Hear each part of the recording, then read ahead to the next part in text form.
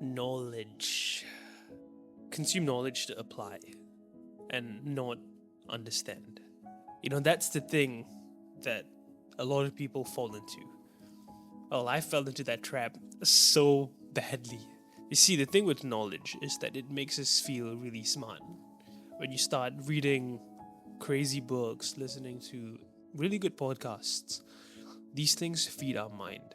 It makes us feel good that we're doing more with our time instead of scrolling and doing things that aren't so productive for our health and our time.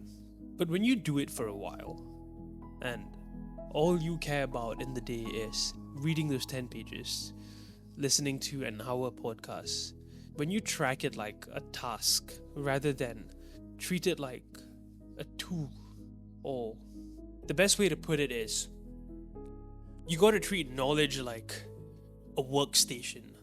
You're going in to the workshop to build stuff, to get material.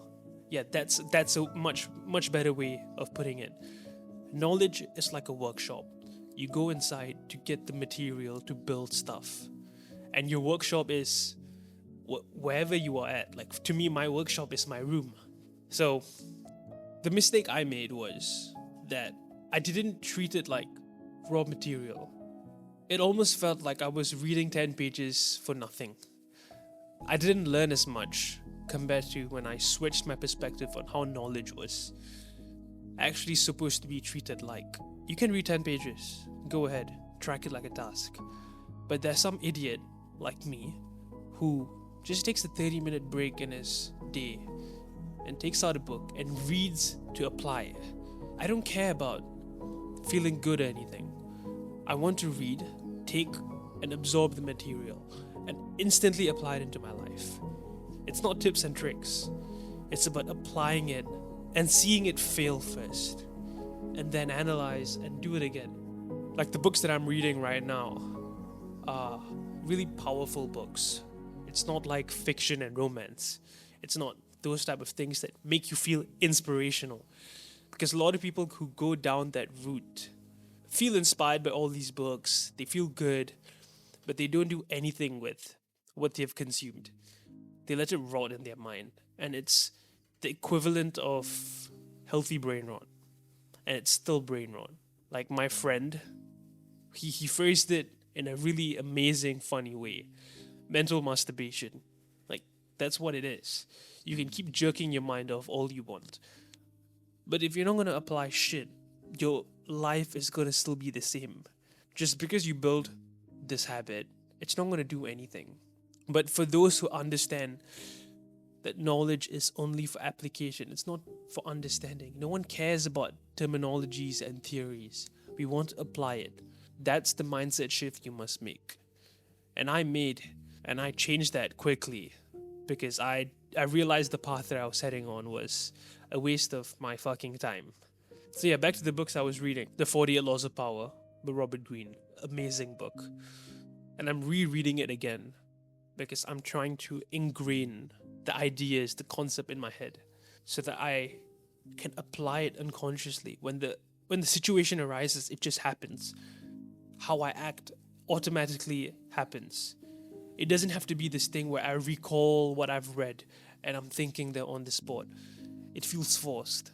And that's the stage of proficiency I'm trying to get to.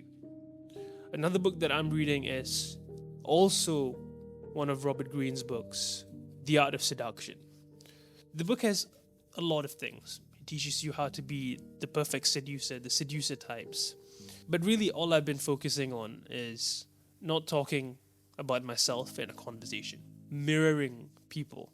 I think those two things are the most important traits of a seductive human being. If you can talk less, listen more, be present, and mirror the other person, you will automatically become this thing of aura, this seductive aura that will consume your exterior. And that's what I did. It's simple application. Just that, and everything changed. It wasn't like I read the book and felt powerful all of a sudden, but I just applied immediately. I made it a habit to apply everything.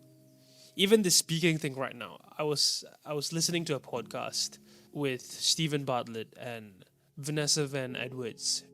She mentioned about power cues. So how do you display yourself more professionally and powerfully? And one of the things that was mentioned under the cues was using a downwards tonality when you speak. So it's not like an up tonality, but it's more of ending each sentence with a downwards tone. And if you realize that's what I'm doing, it's authentic. I'm not speaking off from a script, but I'm just speaking. And that's something that I absorbed and I applied. It's not there. It's not there for me to just jerk my mind off and feel good, but it's application. You have to apply everything you consume immediately.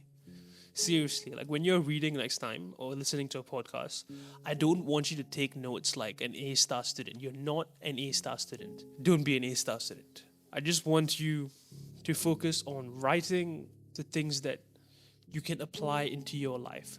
Make it about you. Make the note taking session about you.